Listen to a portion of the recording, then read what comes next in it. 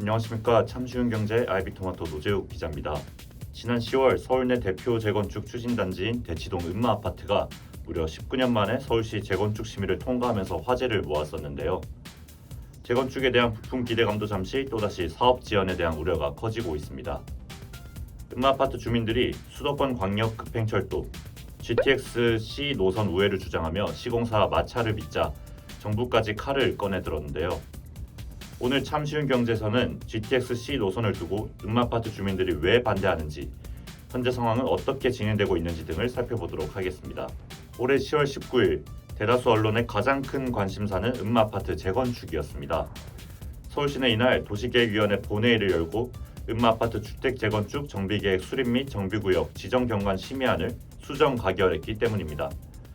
기존 28개 동 4,424가구인 은마아파트를 33개 동 5,578가구 규모로 탈바꿈하겠다는 계획안을 통과시킨 것인데요. 이는 재건축 조합 설립 추진위원회가 설립된 지 19년 만이며 도시계획위원회에 최초 상정된 지 5년 만의 성과였습니다. 드디어 본 궤도에 진입하면서 재건축에 대한 기대감도 커졌는데요. 그러나 기쁨도 잠시 다시 사업 지연에 대한 우려가 커지고 있는 상황입니다. 최근에 가장 큰 논란거리는 GTX-C 노선 우회안입니다. 경기도 양주시와 수원시를 잇는 GTX-C 노선은 서울 삼성역 양재역 구간에서 은마아파트 단지 정중앙을 관통하는데요. 이에 주민들은 노후화된 아파트의 지하를 GTX가 통과하면 안전 문제가 생길 수 있다며 시공사인 현대건설에 노선 변경을 요구하고 있습니다. 앞서 지난 9월 현대건설은 은마아파트 우회안을 국토부에 제출하는 등 협의 가능성을 열어두는 분위기였지만 최근 또 상황은 뒤바뀌었습니다.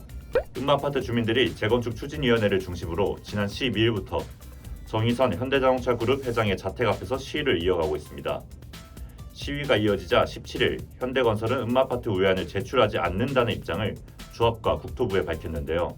업계에서는 주민들의 강경한 대응이 오히려 현대건설 측의 감정을 상하게 해 역효과를 낸 것으로 보고 있습니다.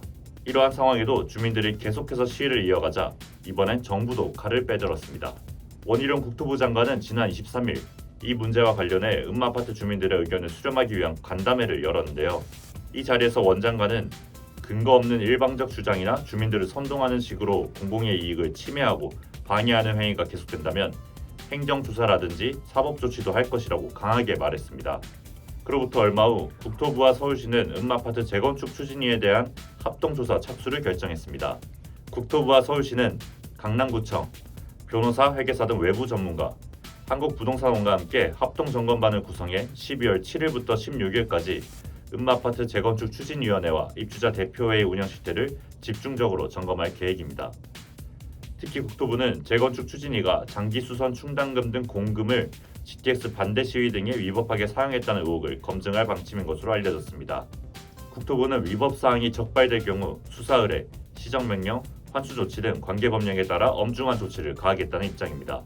이러한 이유로 사업이 지연되는 것 아니냐는 우려가 나오고 있는데요.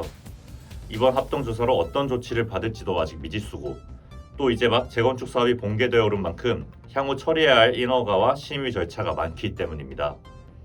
여기에 주민 내부 갈등, 층수 변경 등 또 다른 문제들도 쌓여 있는데 GTX-C 노선 우회에 집중하다가 재건축 사업의 다른 중요한 현안들을 챙기지 못하는 것 아니냐는 지적입니다. 이번 시간에는 은마아파트의 GTX-C 노선 우회 주장과 관련해 살펴봤는데요. 일단은 12월 진행될 합동조사의 결과에 주목해 봐야 될 것 같습니다.